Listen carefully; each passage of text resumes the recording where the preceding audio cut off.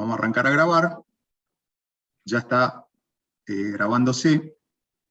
Y voy a arrancar con la clase de hoy para no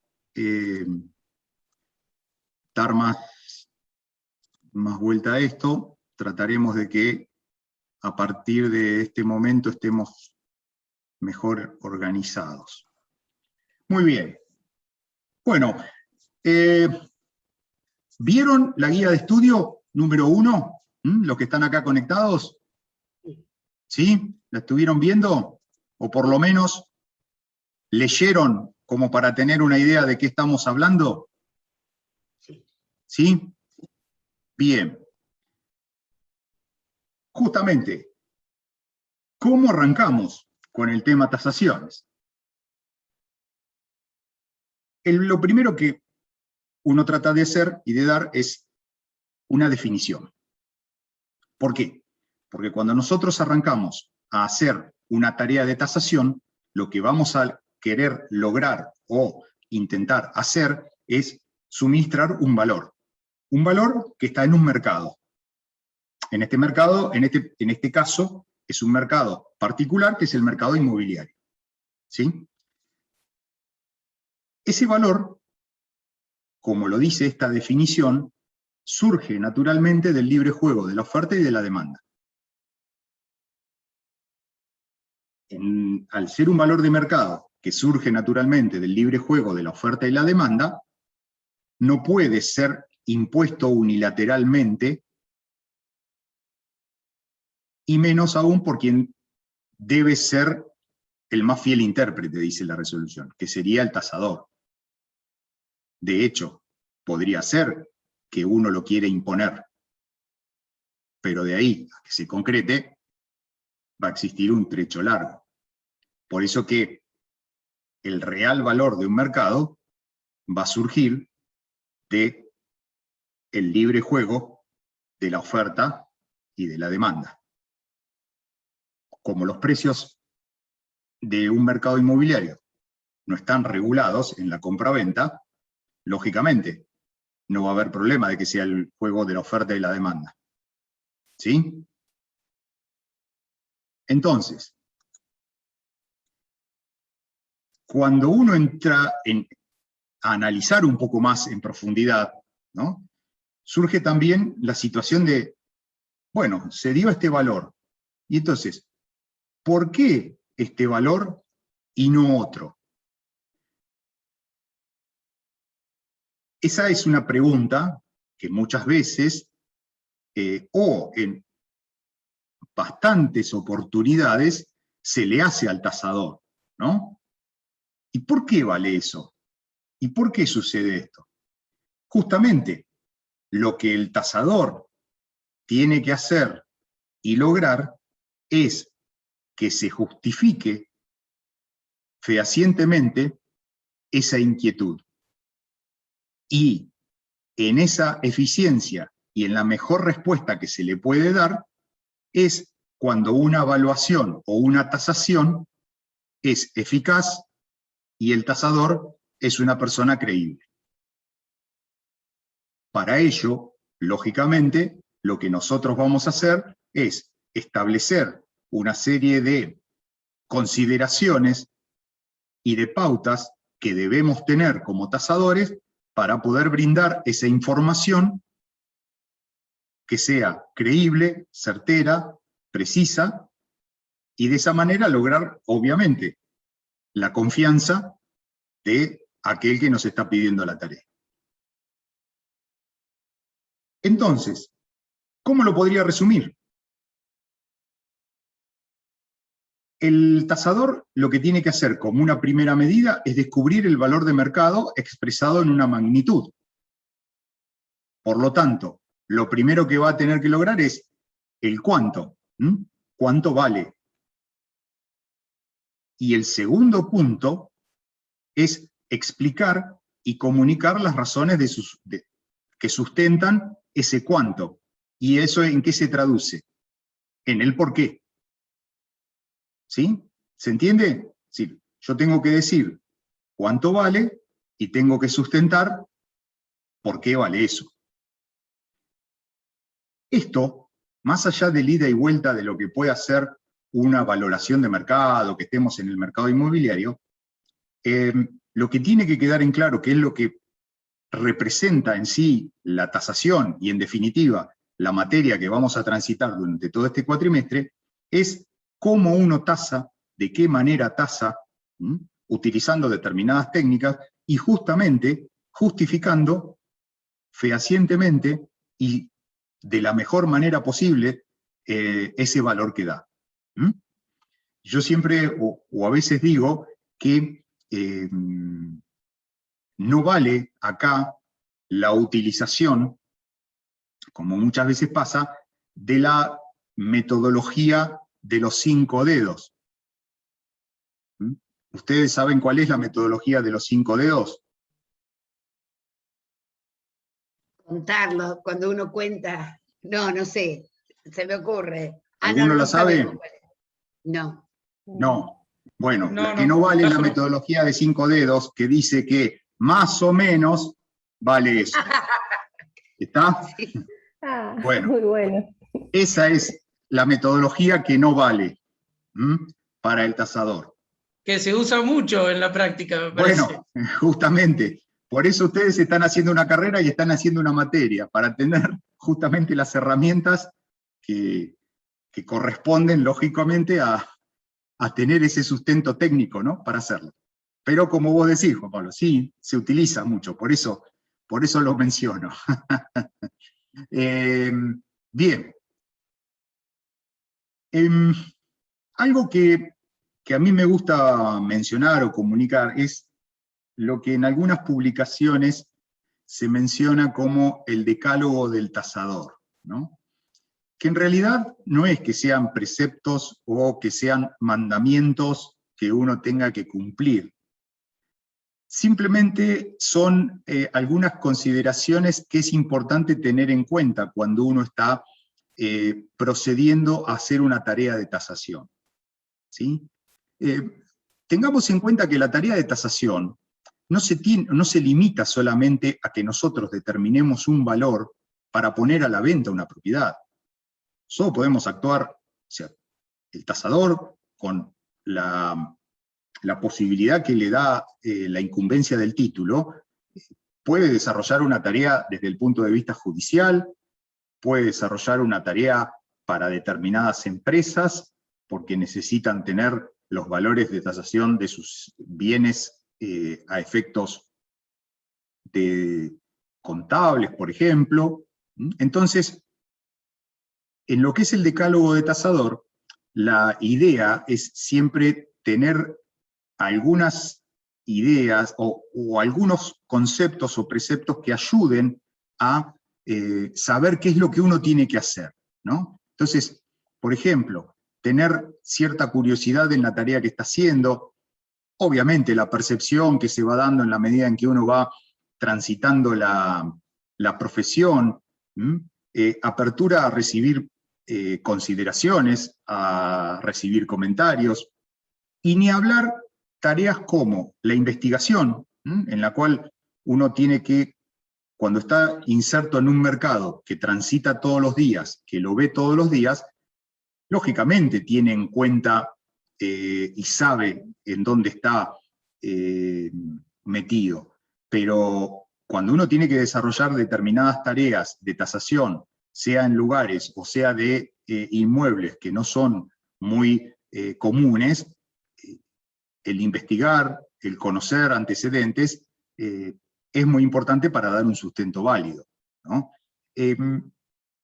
Y aparte de todas las que hay, preguntar, responder, analizar, también como cierre de esto es muy importante tener en cuenta el punto 10 que dice, ¿no?, que es comunicar. Y justamente la comunicación de esa tarea hace a que justamente represente una tarea bien hecha, con criterio y lógicamente con sustento en lo que se está comunicando. En eso hay que tener varias consideraciones en cuenta.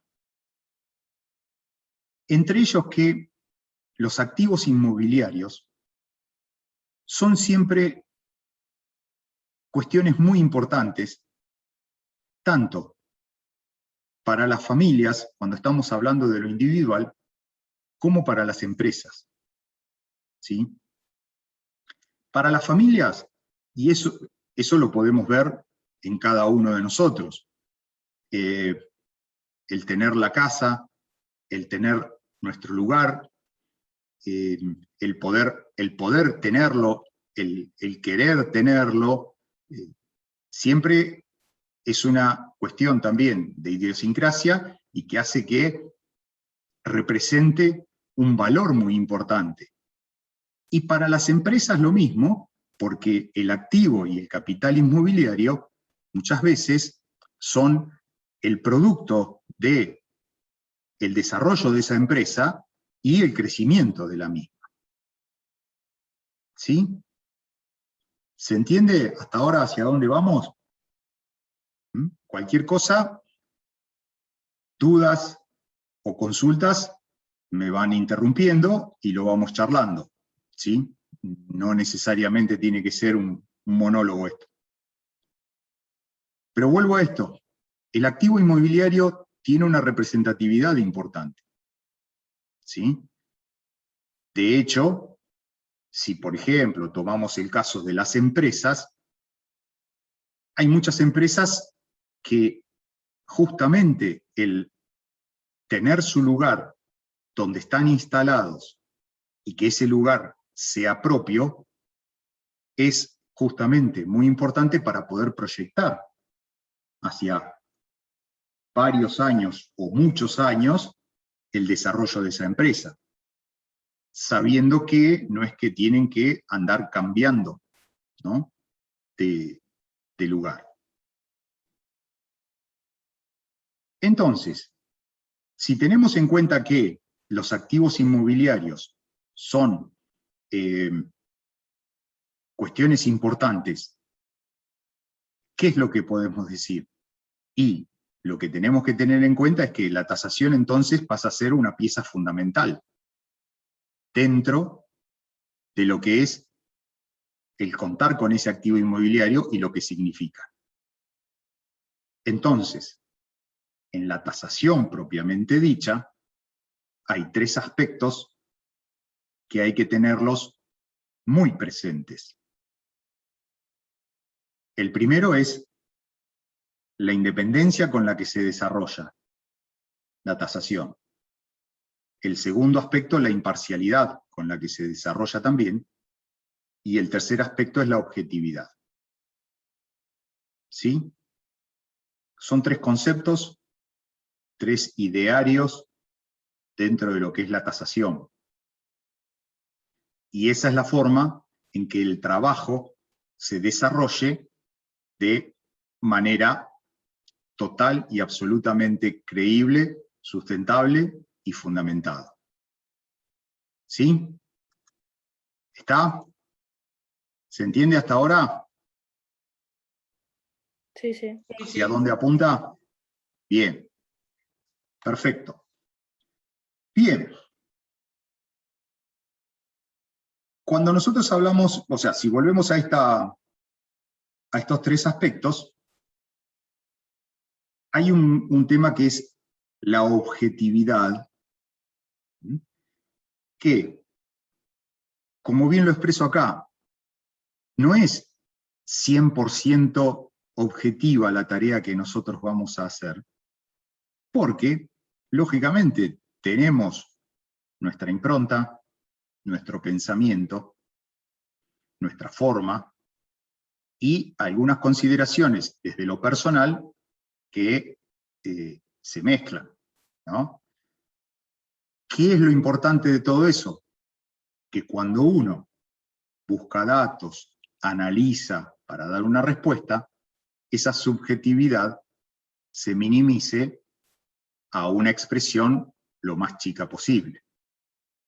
Esto es muy sencillo, es decir, a mí me puede gustar más o menos cómo está pintada una casa.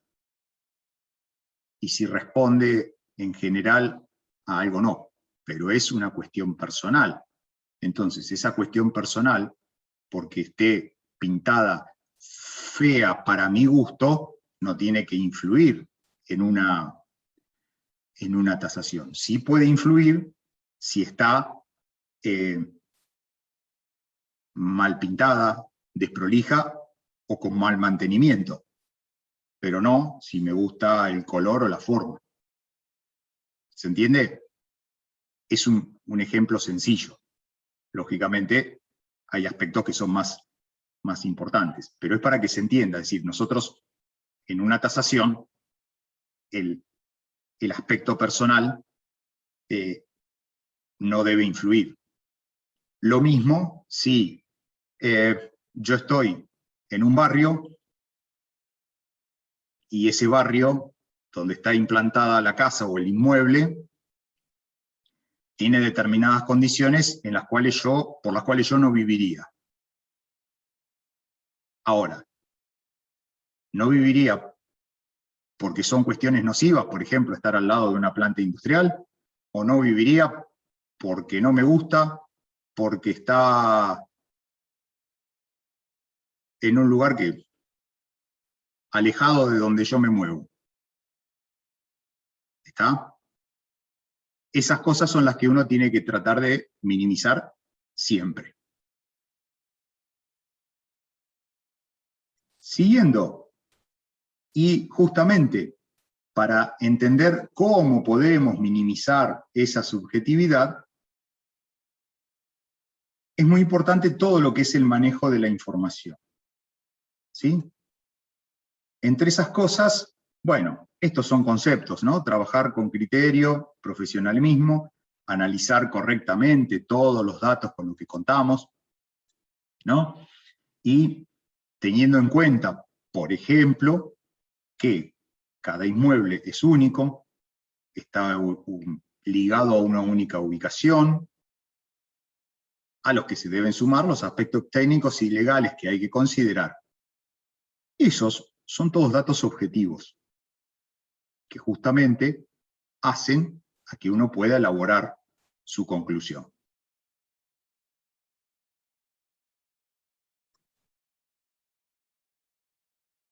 Ahora bien, uno se empieza a hacer una serie de preguntas, ¿no?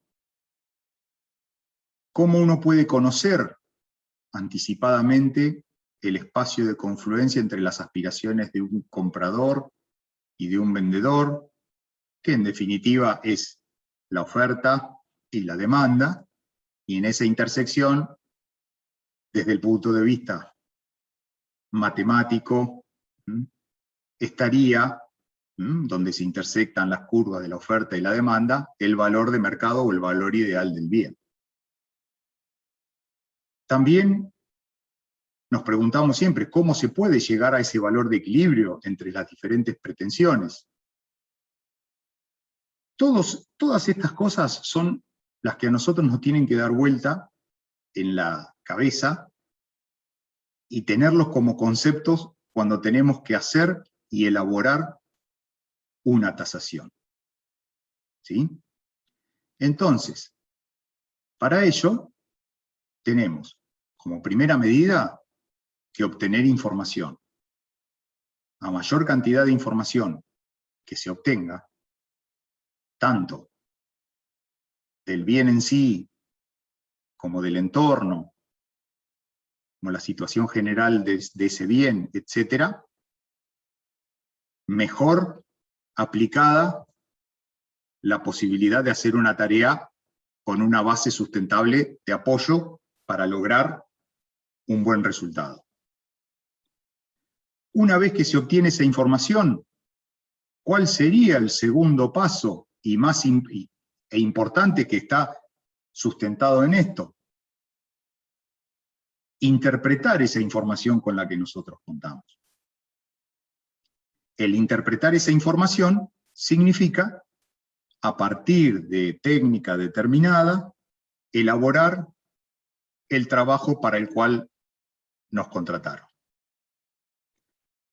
Entonces, en este obtener información para luego interpretar la información, nosotros podríamos encuadrar el cuánto, porque vamos a dar ese resultado. Y el por qué estaría dado en el tercer punto importante de esto, que es comunicar esa nueva información. En definitiva, ¿qué es lo que nosotros podríamos decir muy sencillamente? Que la tasación, todos los ingredientes ingresan a una mezcladora, esos son todos los datos, toda la información que tenemos. Esa mezcladora no es que hace aleatoriamente la mezcla, sino que lo saca de una determinada manera porque tiene una determinada forma. Es la interpretación de la información. Y la nueva información es el resultado, lo que sale. ¿Sí? ¿Alguna pregunta hasta ahora de esto? No, por el momento no. ¿No va saliendo ninguna duda? No, de mi parte. ¿Se va entendiendo? Sí. ¿Qué significa? Perfecto. Muy bien. Bueno. Esta imagen es simplemente entender que en el mercado inmobiliario y en lo que respecta a lo que el tasador tiene que entender, existe una interacción que va de doble vía para cada lado. Es decir, esa interacción hace que tanto el solicitante como el tasador en su elaboración, como el inmueble a tasar, como el valor de mercado, sea que la tarea implicaría un ida y vuelta entre todos estos actores para poder obtener ese valor. Y esos son los conceptos o fundamentos en los cuales nos basamos en el tema de la tasación. Tengan en cuenta que si vamos a lo anterior, cuando uno saca datos para obtener del mercado, para entender cómo se está desarrollando, y está obteniendo información, la procesa y emite una nueva información, en definitiva, ¿qué estamos haciendo? Estamos emitiendo una nueva tasación, un nuevo valor de mercado, por otro inmueble que ingresa. Por lo tanto, ese inmueble después va a ser factor de información previa, que se introdujo en el mercado y pasó a ser parte de él. Entonces, existe un círculo en el cual podría decirse que es un círculo que nosotros deberíamos hacerlo virtuoso. ¿Por qué? Porque estamos ingresando información, y lógicamente esa información que ingresa al mercado, que lo va a ir ampliando, que lo va a ir manteniendo vivo, porque si hay en un mercado natural inmobiliario con un desenvolvimiento normal, nosotros vamos a poder obtener información que al poco tiempo ya no va a estar, porque ese inmueble salió del mercado, porque bueno, se pudo comercializar, pero a su vez ingresa otro, que siendo de similares características, y va a ocupar el lugar que dejó el otro. Así como va a haber otros inmuebles que van a ir ocupando distintos lugares. Entonces, en esa alimentación y en ese círculo, es como nosotros vamos a ir no solamente obteniendo información del mercado, sino también que vamos a hacer nosotros mismos lo que vamos alimentando ese mercado, para que se mantenga en una línea de poder obtener información fehaciente y consistente. Y todo esto, ¿por qué? ¿O qué es lo que tiene que ver? Y tiene que ver que puede haber varias, ¿no?, formas de hacer una tasación, pero a nivel general y dentro del mercado inmobiliario donde ustedes se van a desarrollar, tiene gran importancia lo que se llama la metodología de comparación. que es una metodología de comparación ponderada. ¿Por qué? Porque yo no hago, si esta casa que está al lado de la mía y tiene casi los mismos ambientes, vale 100, la mía va a valer 100. O al revés, ¿no? ¿El tema cuál es? Que justamente la comparación ponderada implica que, teniendo algún antecedente de similares características, yo tengo que ponderar las similitudes y las diferencias para ver cuánto vale lo que yo quiero tasar. Entonces, si yo necesito tener todos esos antecedentes para lograr una buena comunicación de una nueva tasación, también en otro momento, eso que yo ingresé al mercado va a servir como antecedente. Por eso que es muy importante saber que existe un círculo virtuoso en todo lo que es la información que yo tengo en el mercado inmobiliario. Ahora, claro, la pregunta siempre es, ¿dónde encontramos el mercado? Un mercado general, podríamos decir, y ni hablar, si vamos a lo particular, del mercado inmobiliario.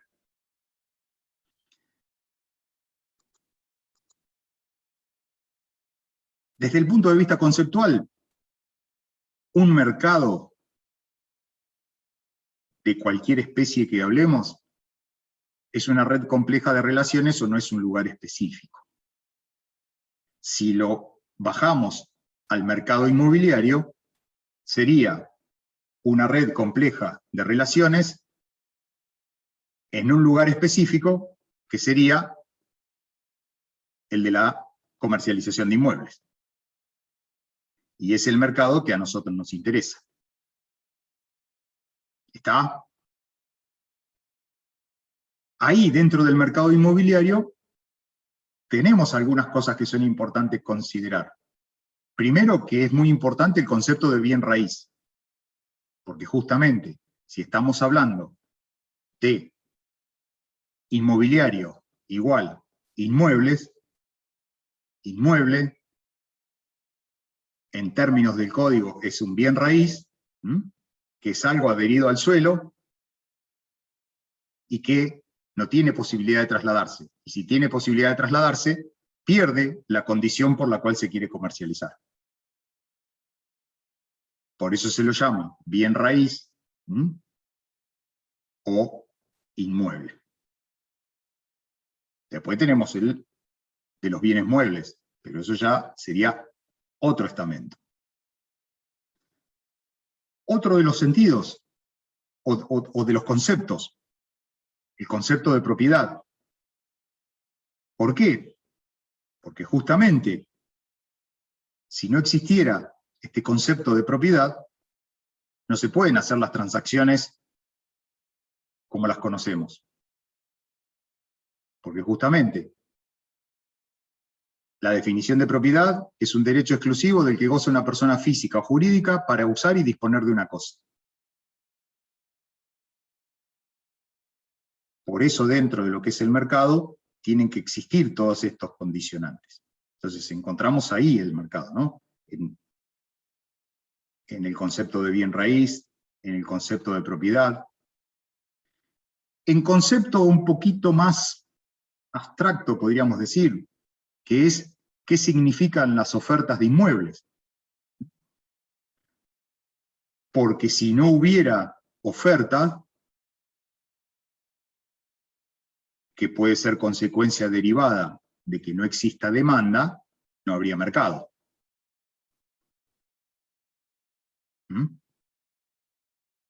¿Está? Lógicamente, puede haber oferta y no haber demanda. Si hay oferta y no hay demanda, no es que no exista el mercado, porque hay oferta, pero por razones circunstanciales no existe la demanda. Lo único que puede variar ahí es la condición de si los valores son sustentables o no en lo que existe como oferta de inmueble.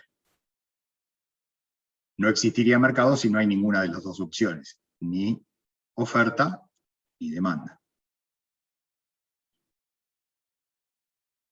Otro concepto que tenemos que tener en cuenta cuando hablamos del mercado inmobiliario y del valor al que nosotros tenemos que llegar. ¿Qué es valor? Es lo relacionado directamente con la calificación de las virtudes o condiciones que se le da a una cosa respecto a otra u otras.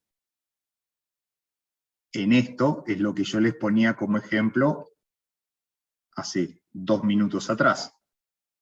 Cuando nosotros vamos a valorizar un bien inmueble, lo vamos a hacer calificándolo,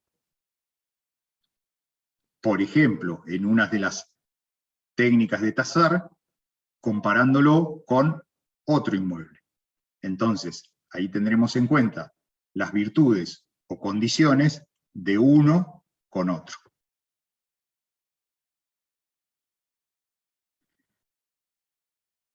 Y así tenemos varios aspectos respecto del tema valor. Hay estos 2 elementos que están calificados, o que yo les indico acá como resumen, son 2 de los que sobresalen en esta definición de valor, ¿no? Primero, la capacidad de un bien de ser apreciable por sus cualidades, y, como segunda medida, que esas cualidades deben ser útiles para más de un individuo. Así tiene capacidad de incorporarse al mercado. Y si yo les pregunto, ¿qué entenderían por esta segunda cualidad ustedes? A ver, si tienen que decir, bueno, a ver. Perdón, ¿Qué puede ¿cuál llegar cualidad? a...? ¿Cómo? ¿Cuál era la cualidad? Que tiene que tener, te lo vuelvo a poner, No, está bien, escuché todo, pero no entendí lo de la cualidad, la última cualidad, cualquiera de las cualidades que tenga, deben ser útiles. Cualidades, estamos hablando de cosas positivas. Ujú. La Esas ubicación, cualidades, por ejemplo, puede ser la ubicación de un bien. Podría ejemplo, ser servicios. que a una persona le sirviera y a otra no, para una actividad, y que le sirviera una parte de la propiedad para un uso específico y a otra no. Entonces cambiaría el valor y el punto de vista también. ahí entonces, respecto a lo que decía Juan Pablo, tendríamos que estar diciendo, está bastante en orden, digamos eso, tendríamos que estar diciendo que esa cualidad le tendría que servir a más de una persona, no solamente a una, sino a más de una, para que pueda ser un bien incorporado al mercado inmobiliario y que tenga su proceso. Por ¿Está? ejemplo, en una zona residencial para varias personas que quieren construir casas, porque la parte industrial estaría restringida a un determinado grupo de demandantes, ¿no? Lógico, claro, exactamente. Ya lo vamos a ver en algún momento, ¿no? Pero cuanto más especificidad o específico sea el inmueble para una determinada actividad, o casi con exclusividad, menor capacidad de estar en un mercado tiene. ¿Por qué? Porque les va a servir a muy pocas personas. Por decir algo. Un frigorífico, ¿no?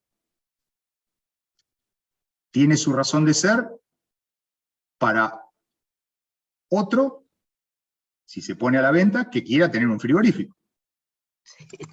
¿Está? Ahora, por ejemplo, podemos estar en una zona industrial y cualquiera de ustedes tiene a la venta una nave industrial sin ninguna cosa rara. Esa nave industrial va a tener dentro de los parámetros específicos por donde está ubicada una gama más amplia de posibilidades de uso. ¿Por qué? Porque en definitiva, si hablo de nave industrial es porque está hecho con mayor calidad y porque tiene determinadas condiciones, pero no dejaría de ser un galpón. ¿Sí? Sí. Entonces, en una condición de mercado con mayores posibilidades de comercialización, cuando esas cualidades que tiene el bien tengan mayor cantidad de gente que se pueda interesar por ese bien, es que va a tener una razón de ser en su valor, como por ejemplo en esa justificación que uno tiene que dar. ¿Se entiende? ¿O fui muy rebuscado? Está perfecto. No, se entendió. Se Perfecto. entiende, se entiende. Perfecto. Seguimos adelante entonces. Entonces así llegamos a definir. ¿Qué es lo que llegamos a definir? Llegamos a definir un valor de mercado. Y esto es una definición general de valor de mercado que me sirve para el mercado que nosotros nos imaginemos que estamos generando. El valor de mercado es aquel por el cual el vendedor estaría dispuesto a ceder la propiedad del bien a un eventual comprador. En cuanto al comprador, es aquel que estaría dispuesto a pagar para obtener la propiedad de ese bien. Se supone, dentro de esa definición, que ambos actúan sin presiones, con libertad y accediendo libremente a la información disponible. Esta es la definición de mercado general para cualquier transacción que nosotros pensemos. De hecho, cualquiera que piense en la actividad comercial, esta definición sería lo mismo. Si yo tengo un negocio y tengo los elementos que compré para vender, como lo compré, son míos. Bueno, a la venta estaríamos en esa. Y de ahí se desprende, con mayor especificidad, la definición de valor de mercado inmobiliario. ¿Qué es? La cuantificación económica estimada para una fecha determinada, por la cual se intercambiaría un determinado inmueble entre un comprador y un vendedor, después de un adecuado proceso de comercialización, en el cual las partes hayan intervenido con libertad de independencia, sin ningún tipo de presiones y habiendo contado con toda la información necesaria para ello.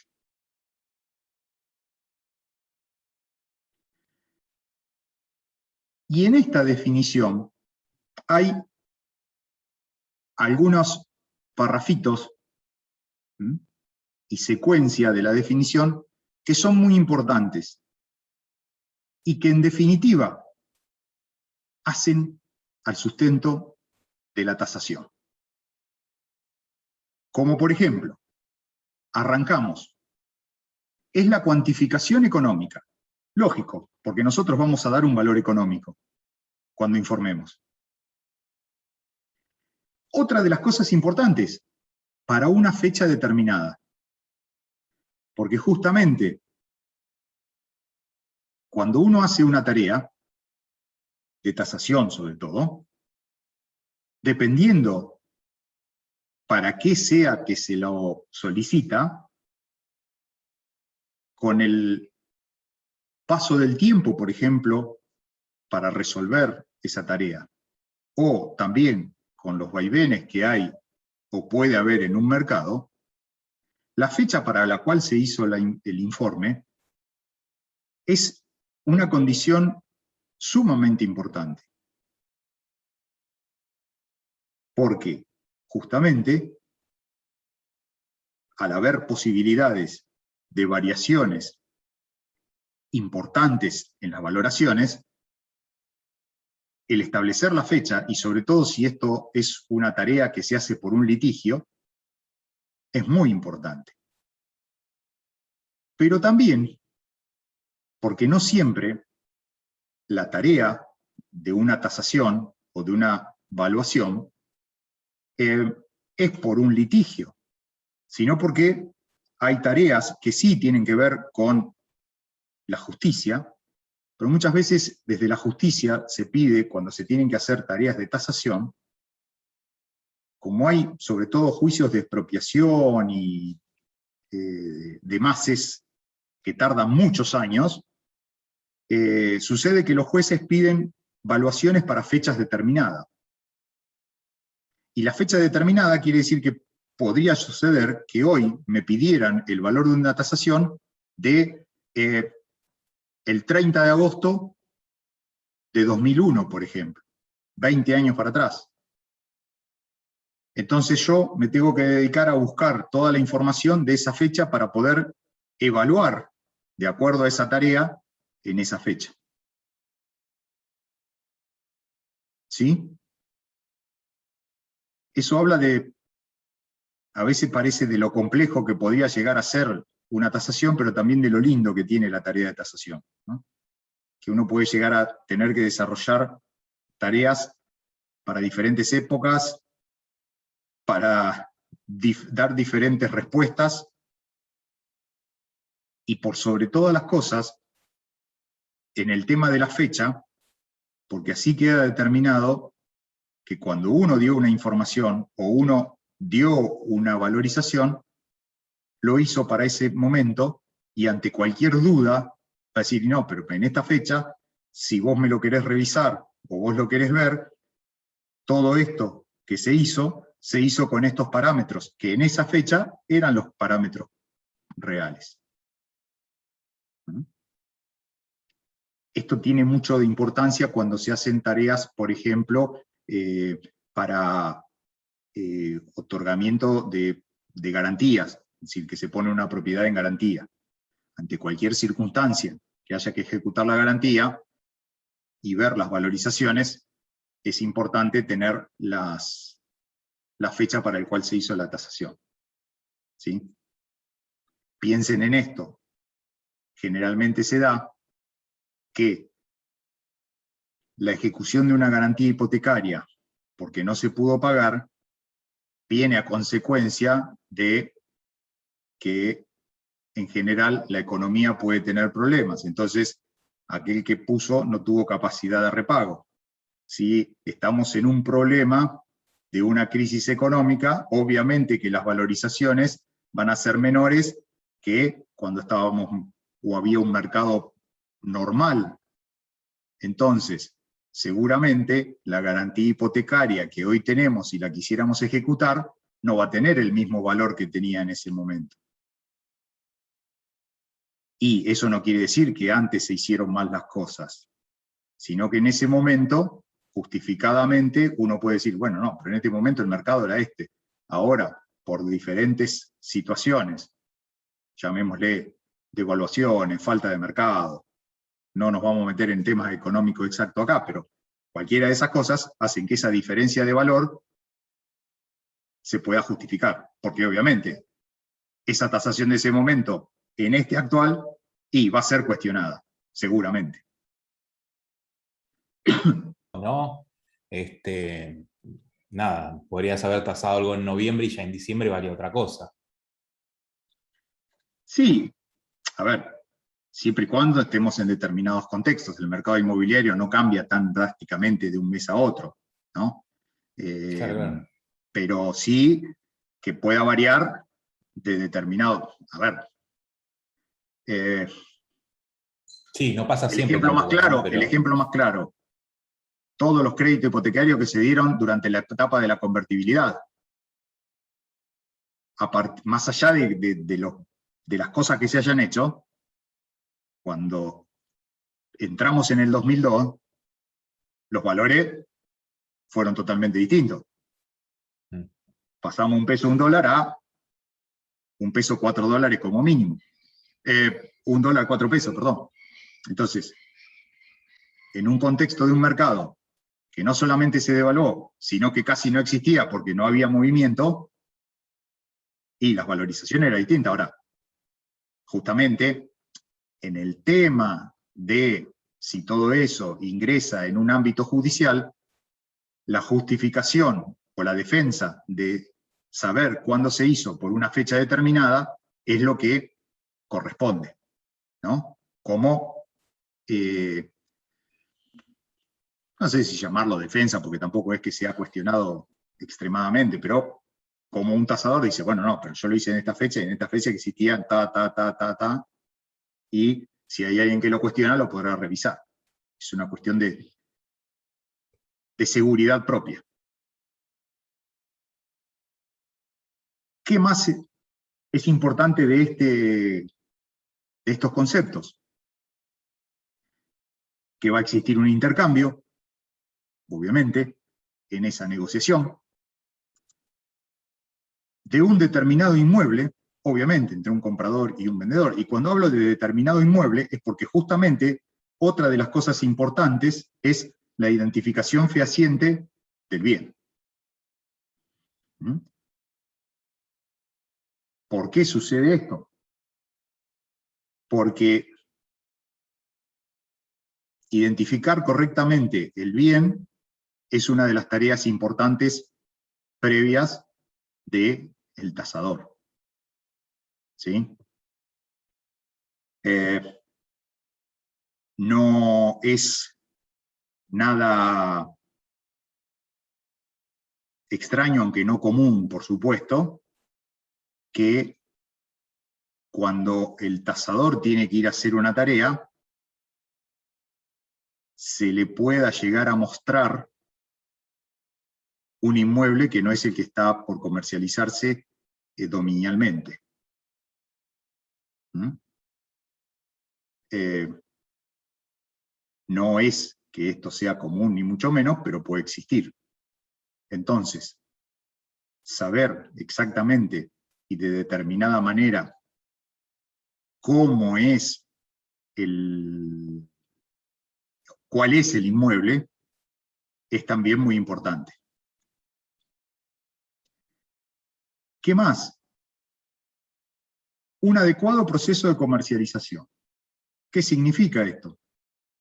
Se concatena con lo que sigue, es decir, que ese inmueble haya sido incorporado en el circuito, se pueda comercializar con todas las de la ley, es decir, que está en condiciones, que cada una de las partes conozca todos los derechos y obligaciones que tiene en esta transacción, en esta compraventa, en este contrato que se va a realizar, ¿no?, de compraventa, y que no haya habido ningún tipo de condicionamiento para proceder a esa transacción, ¿no? Es decir, que ninguna de las partes esté condicionada por X causa a que esa transacción se realice, ¿no? Y para ello es muy importante que justamente todas las partes, o las dos partes que están en relación, tengan toda la información necesaria. Y acá no estoy hablando de ninguna cosa rara, sino que estoy hablando de cosas muy sencillas o básicas, como por ejemplo, cuando se hace la venta de un inmueble, que el que compra sepa que ese inmueble está en condiciones y al día con todo lo que corresponde a, por ejemplo, toda la construcción declarada ante los organismos que correspondan, valga la redundancia. Ejemplo, que los planos estén actualizados en el municipio. Eso es algo que, por eso digo, no estoy hablando de ninguna cosa rara cuando hablamos de la información correspondiente, pero sí, esto de que los planos estén al día, es algo bastante más común de lo que nosotros pensamos. O por ejemplo, que esté en un proceso de declaratoria de herederos, o está en sucesión, perdón, la propiedad. Y resulta que podemos tener el paso de que todavía no se haya iniciado la sucesión o que estemos cerca de la declaratoria. Esas dos cosas son dos extremos que para el comprador son importantes saberlas para llegar a una negociación como corresponde. ¿Está?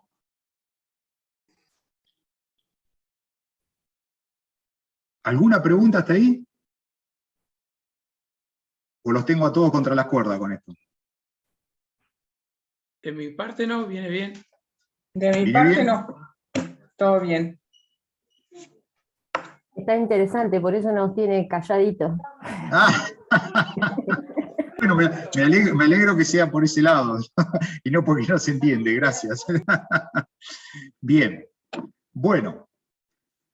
Dentro de lo que es la valoración, ¿no?, de un inmueble, nosotros cuando hablábamos generalmente de lo que es el valor inmobiliario, siempre tomamos en cuenta o tenemos como impronta el valor de mercado para una compraventa, ¿no? O sea, es lo que más nos surge. Ahora, Perdón, profesor, ¿tendríamos en esto de la información necesaria, por ejemplo, el dominio que sea, que esté a nombre de la persona que vende? Eso también sería una condición, que no esté inhibido, que no tenga embargos, toda esa parte no. sí, todo. Ah, perfecto. Todo. Yo hablo de lo que es más común, Sí, sí. a veces,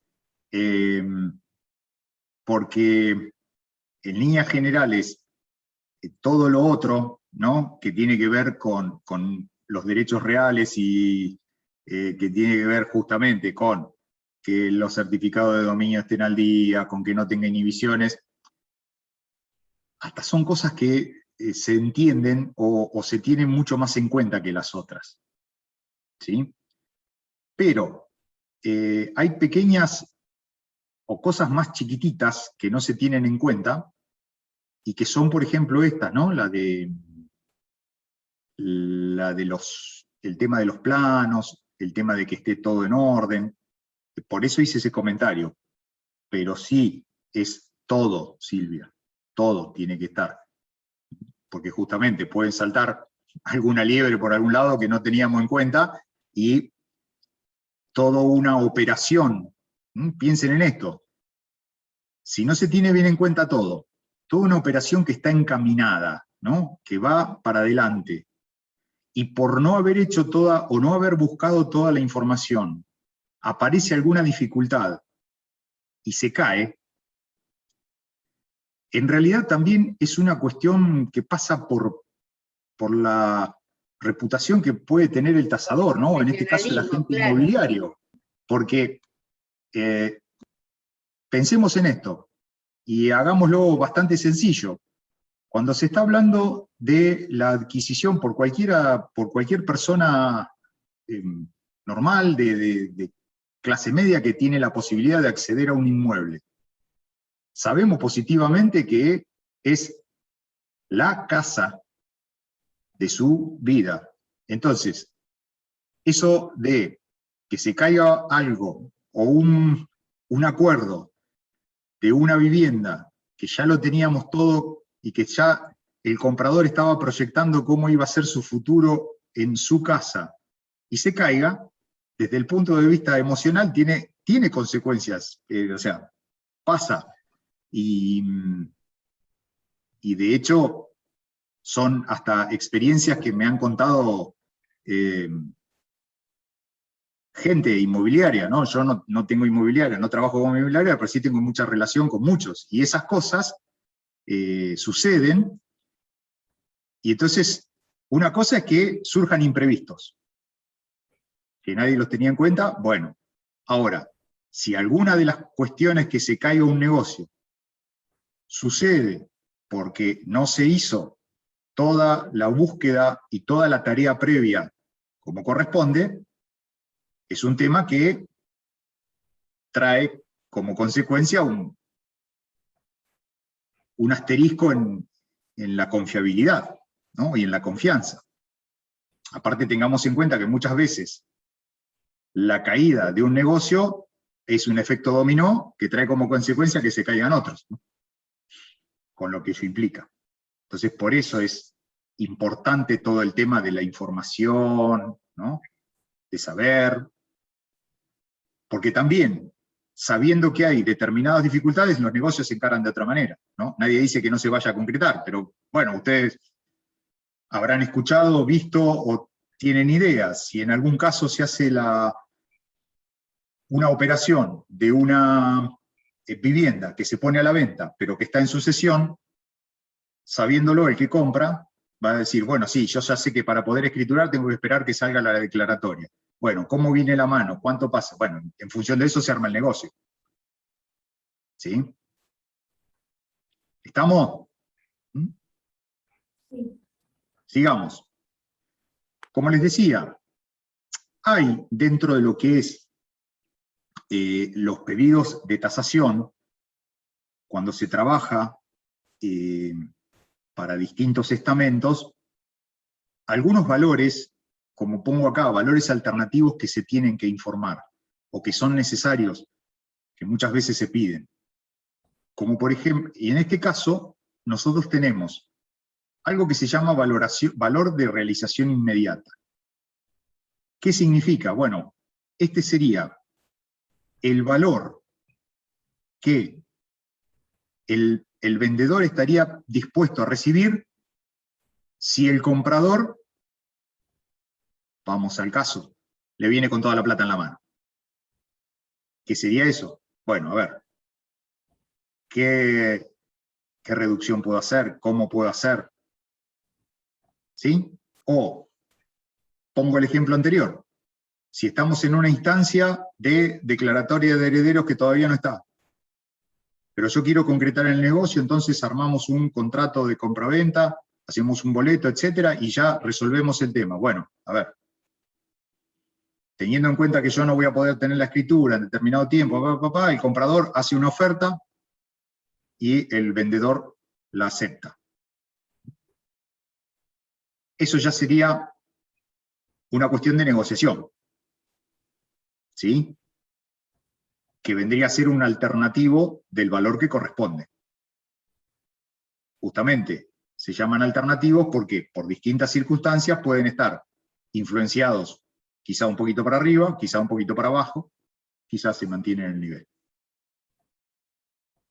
¿Qué otro más? También hay veces que hay que informar lo que se llama el valor de reposición o valor físico anual. Este es un valor que conceptualmente tiene otra base de sustentación para poder obtenerlo. Y se llama del valor físico porque surge específicamente de datos que tienen que ver con la construcción. Entonces, no está de alguna manera influenciado por la situación de oferta y demanda. Ya lo vamos a ver con mayor detenimiento y vamos a saber cómo se determina. Pero es un valor que surge a partir de los datos que yo puedo obtener de lo que cuesta construir en determinado lugar, en determinada época y de determinadas tipologías. Y se lo llama de reposición porque es el valor que se utiliza, por ejemplo, en la determinación de la prima de los seguros contra incendio o siniestros de una vivienda. Porque, justamente, si existe un siniestro de una vivienda, hay que saber cuánto costaría reponerla, ¿no? Para eso se paga un seguro de incendio o contra siniestros de una vivienda. Que no tiene nada que ver con robo o esas cosas, ¿eh? Y otro de los valores que se utilizan, lógicamente, que tiene que ver y relación con el anterior, es porque el valor de reposición o físico depreciado tiene que ver con el valor de lo construido con la depreciación que tiene por la antigüedad y el estado en que se corresponde. Esto se identifica mucho con lo que se llama la evaluación fiscal del bien. ¿Sí? Con la técnica del valor de reposición o físico depreciado, es con lo que ARBA, por ejemplo, hace la evaluación del bien para el impuesto inmobiliario. Las viviendas, lógicamente, por la antigüedad, desde la construcción y por el Estado, se van depreciando, hasta llegar a una vida útil terminal. En ese interín, si ustedes se fijan, por ejemplo, en la vivienda que puedan tener acceso en los valores inmobiliarios, van a ver que de un tiempo a esta parte la evaluación debe bajar. A veces no baja porque le ponen algunos coeficientes para aumentar la evaluación fiscal, para aumentar el impuesto, pero no es el exacto caso de cómo se determina la evaluación fiscal. ¿Sí? ¿Se entiende? ¿Eso? Sí, sí, perfecto. Bien. Después tenemos otro valor, que es el valor de renta o alquiler. Lógicamente, de un bien, esto es un valor alternativo. Más allá del valor del mercado de un bien, para el negocio final, que es la compra-venta, también cada inmueble tiene un valor de renta o alquiler. Y muchas veces, el valor de renta o alquiler de un bien puede servir para hacer una proyección de lo que sale como valor de mercado. Eso es otra forma también de tener una... Tengo una duda. ¿Sí? El valor de renta o alquiler, porque no, lo tenemos que sacar por comparativo también. También se puede sacar por comparativo, o ya vamos a ver que se puede obtener por alguna metodología donde se tengan en cuenta algunos costos. Porque hasta el momento no aprendimos, ¿no? Porque vimos contratos de alquiler y eso, pero después me quedó la duda de que no aprendimos a saber qué valor ponerle de alquiler a una propiedad. No, porque supuestamente eso les corresponde a esta materia. Ah, pues. Claro, sí, porque es una forma también. Por comparativos está bien, es lógico también. O sea, si existe un mercado de alquileres normal, razonable y sustancial, como para tener base, por comparación se puede hacer de la misma manera que se puede hacer para la compra-venta. Pero también existe, teniendo en cuenta lo que se llama la capitalización de la renta, una forma de obtener un valor de alquiler. Tiempos antes, cuando existía todo razonablemente, se decía que el valor de alquiler era un determinado porcentaje del valor de venta que tenía la propiedad. Y así era como se sacaba. ¿No era? ¿Cuánto? 10, me parece. No, menos. ¿Menos? Pero bueno, ahora no lo tengo exactamente, Pero pero... en este caso, para cuando tengamos que sacar un valor de renta o alquiler, es para alguien que compra para invertir y alquilar, no para el que compra, para su vivienda. No, pero también podés tener que sacar un valor de renta o alquiler que justamente puede ser para eso, o puede ser que a partir de conocer el valor de renta o alquiler, a un cliente le interese o no comprarlo. Claro. Digamos que sería un valor de convencerlo para que compre la propiedad. Pero el valor de convencerlo es un valor lograble, porque si vos se lo vendés diciéndole que la voy a alquilar a 20 y después no la puede alquilar más de 10, y te va a venir a golpear el escritorio, creo. Claro, ¿no? eso sí, desde ya. Pero bueno, y muchas veces también es porque no es solamente por un caso, sino porque uno puede tener que estar administrando determinados lugares donde exista más de un potencial inmueble para alquilar. Y en esa administración tengo que tener, para aquel que me lo da en confianza para poder obtener una renta, una valorización, ¿no?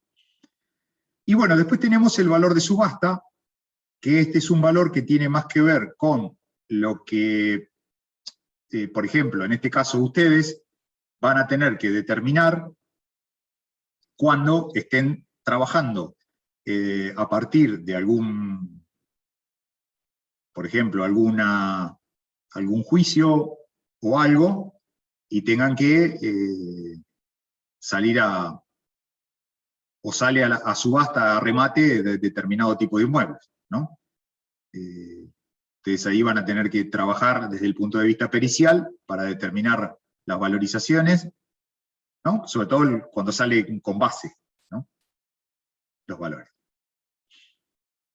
Bien.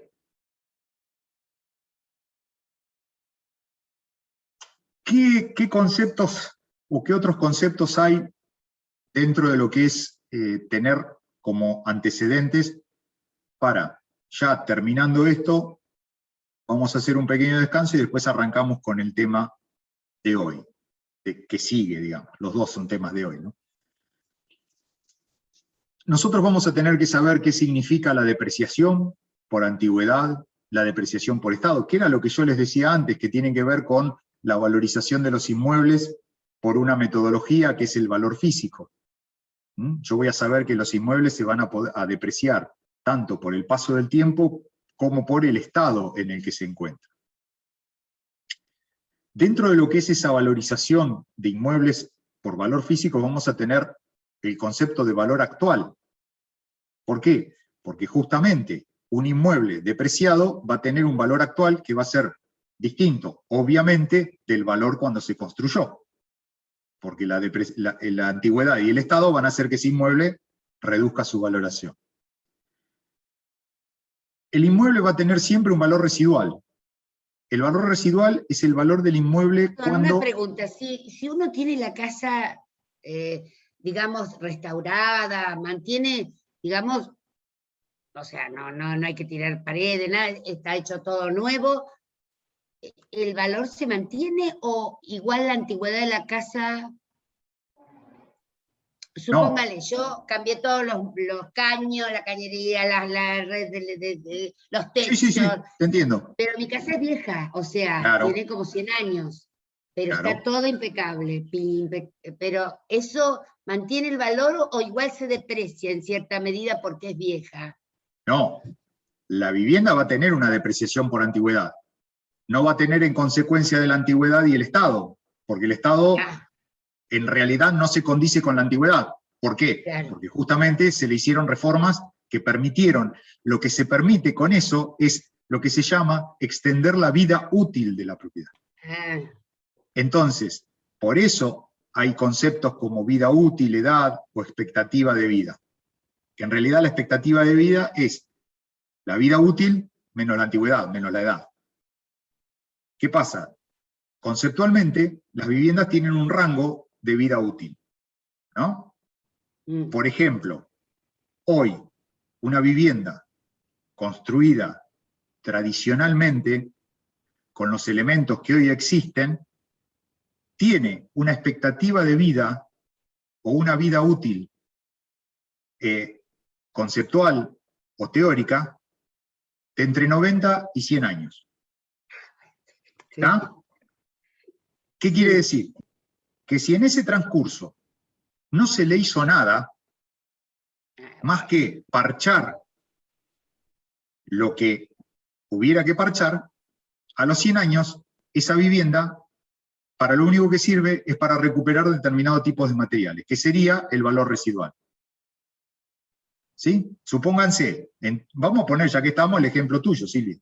Bueno. ¿No? Vamos a ponerlo. Tu casa hoy tiene 100 años. Si no le hubiesen hecho nada, ¿no? No, hoy sería un rancho. No, bueno, tu casa, ¿qué es lo que recuperarías de tu casa? Posiblemente aberturas. Las paredes, quizás. Y las paredes, que son de ladrillo, de horno y de aquella época. Entonces, eso es un valor residual. No es que vale cero, porque esos materiales vos hoy los podrías utilizar para hacer otra cosa. Sí. Por eso tiene un valor residual. Ahora bien, ¿qué pasa?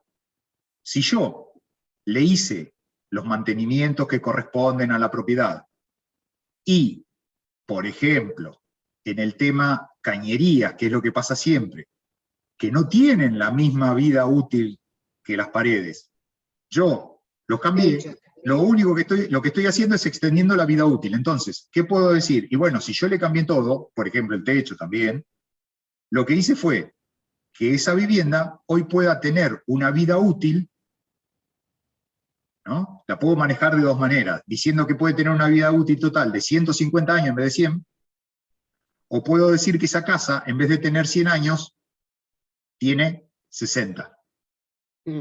¿Está? Porque la rejuvenecí. Es como las personas. Porque la rejuvenecí, le hice un recauchutaje. Hicimos un listing. Bueno, pónganle lo que quieran, ¿no? Claro. Se le hizo en general, como las gomas de utilización, ¿no? De los neumáticos. Se le hizo un recauchutaje y le extendiste la vida útil. ¿Está? Es así. Perdón, una consulta, profesor. Sí. ¿Y si tiene algún, digamos, valor arquitectónico, eso aumenta, digamos, a medida que va sumando tiempo? Bueno, eso tiene un arma de doble filo. Porque desde el punto de vista de un valor arquitectónico, también hay que tener en cuenta que tenés que tener el novio o la novia para que lo compre, por ese motivo. O sea, no tiene un amplio mercado. Porque aquel que la compra, mirá qué linda casa, de este estilo, te la puede comprar. Si le gusta eso, bueno, bárbaro. Pero si no tiene ningún impedimento, puede comprarla y después agarrar y modificarla toda. Entonces, claro, el valor arquitectónico lo perdió. ¿Por qué digo esto que es un arma de doble filo? Porque si esa casa tiene alguna restricción de modificación, porque es patrimonio arquitectónico, es todo un tema. Porque aquel que la compra no puede hacer las modificaciones que por allí quisiera hacer. Claro. ¿Está? Entonces, podría ser distinto denominar las casas de estilo. ¿Está? Claro. Que serían distintos que patrimonio arquitectónico o estilo, claro, o determinado estilo arquitectónico. ¿No? Ahí ya tiene mucho que ver. Se me pasó por la cabeza en realidad la nueva provincia cuando la compró el Colegio de Abogados, la remodeló toda, ¿no? Sí, pero la remodeló de adentro. Claro. En estos casos, porque ya estaba remodelada, porque ya estaba cambiada, digamos. No es que, por ejemplo, la fachada no la pudo tocar y determinados ambientes tampoco. Pero la nueva provincia tampoco recuerdo si estaba dentro del patrimonio arquitectónico. ¿Está? Fíjate, para darte otro ejemplo, cómo se complican las cosas. El edificio de Colón y Vieites, enfrente de la estación de servicio, que hoy estaba todo vallado. Sí. Era un hotel. Sí. Colón y Vieites no era un... Claro, no era el shopping. Sí, no era bueno, el shopping de después, cuando empezó... Pero originalmente era un hotel, ¿no? Sí, bien, bueno, sí. Bueno, sí. Eso es patrimonio, ¿no? Hoy hay todo un tema porque se quiere hacer un desarrollo edilicio, entonces están las idas y vueltas, si se permite o no se permite, ese zócalo, bueno, el desarrollo arquitectónico que está prensado ahí mantiene todo lo que es el patrimonio. Pero fíjense que por esa circunstancia de ser patrimonio y de las idas y vueltas, hace más de 20 años que eso se está deteriorando. Claro, son limitantes. Porque no se pueden hacer, claro, exactamente, hay limitantes. No todo el mercado está dispuesto a acceder a comprar ese bien. No, y que aparte de las condiciones de patrimonio arquitectónico dentro de lo que es la legislación, tienen muchas restricciones, y entonces, está bien, corresponde. Pero bueno, ahí entramos en otro tema, porque ¿quién se tiene que hacer cargo de ese mantenimiento, ¿no? Entonces ya es otro tema que puede ser una charla de café, pero digamos... No sé si me equivoco, la ventaja de ser patrimonio arquitectónico o algo así es que están exentos de impuestos, o yo me equivoco. Acá los monumentos históricos... Bueno, justamente, están exentos de impuestos, pero no del mantenimiento. No, obvio. Y vos tenés un lugar que no lo podés utilizar y lo tenés que mantener, con todo lo que implica un lugar que no se usa. Entonces, justamente, ahí es donde está el tema. todo muy lindo que me eximan de impuestos, pero yo necesito que me den plata para mantenerlo, porque se me llena de palomas, porque se me llena de esto, o sea, hay muchas cosas. Por eso que en el tema de arquitectónico es toda una situación esa. ¿Sí? Perfecto. Bien. Bueno, en realidad, con respecto a lo que es la primera unidad, los conceptos y todo lo que estuvimos viendo, un poco para terminar y concluir, ¿no? Porque bueno, ya también debo decirles que esto está en el material de lectura desarrollado, que lo pueden profundizar. Hay algunos conceptos puestos en la guía de estudio para que justamente lo tengan como guía. Pero son temas y conceptos que lo importante es saber que están, que existen y que los vamos a utilizar. Y lo que me importa de estas cosas es que sepan cuáles serían al momento de tener que elaborar una tasación. Como por ejemplo, nosotros vamos a tener factores de ponderación objetivos, que son los específicos del inmueble, ¿sí? Son los invariables que tiene el bien, como por ejemplo la antigüedad, la superficie, la luminosidad, el estado general, la ubicación. Y también vamos a tener algunos factores que nos llamamos subjetivos, que si bien no son factores que dependen, al decir subjetivo, podría decir que dependen pura y exclusivamente de la opinión o gusto que tiene el tasador. No exactamente, pero sí que hacen no exclusivamente algo que es taxativo y no lo podemos cambiar, como es el estilo de construcción, los detalles, terminaciones, ambientaciones.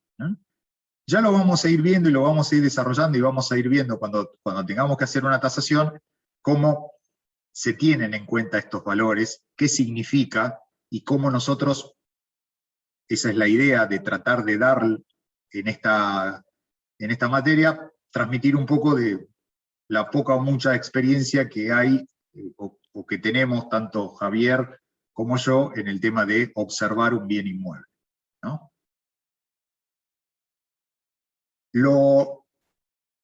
Le dejo siempre puesto esto, que es el gusto de la persona, para que se entienda que hablamos de subjetividad, pero no es exactamente el gusto de la persona, porque hay estilos de construcción que tienen determinadas condiciones y pasan a ser objetivos también, ¿sí? O sea, esto es para que se entienda más o menos qué significa taxativamente algo o un factor de ponderación objetivo y algo que puede tener variación. Después tenemos algunos otros factores para tener en cuenta y que van a tener que ver con las variaciones, que son los aspectos económicos que tienen que ver con los aspectos financieros de un negocio, cómo se hacen, qué riesgo, qué renta puede tener, la tendencia de ese negocio. Y bueno, vemos otros que hay por necesidad de la determinación, ¿no? Es decir, se mide un poco la necesidad de la realización de ese negocio por parte del cliente. Es decir, son factores que los vamos a ir teniendo en cuenta y los vamos a ir desarrollando en la medida, y van a ver que van a ir saliendo solos en la medida en que vamos avanzando en la materia. Así que estos son los conceptos generales que justamente estuvimos viendo la clase pasada, que corresponden a la unidad 1. Y con esto, digamos que ya tenemos para todos, el conjunto de alumnos que están ingresados en el aula virtual, sin distinción de sede, la unidad 1 finiquitada.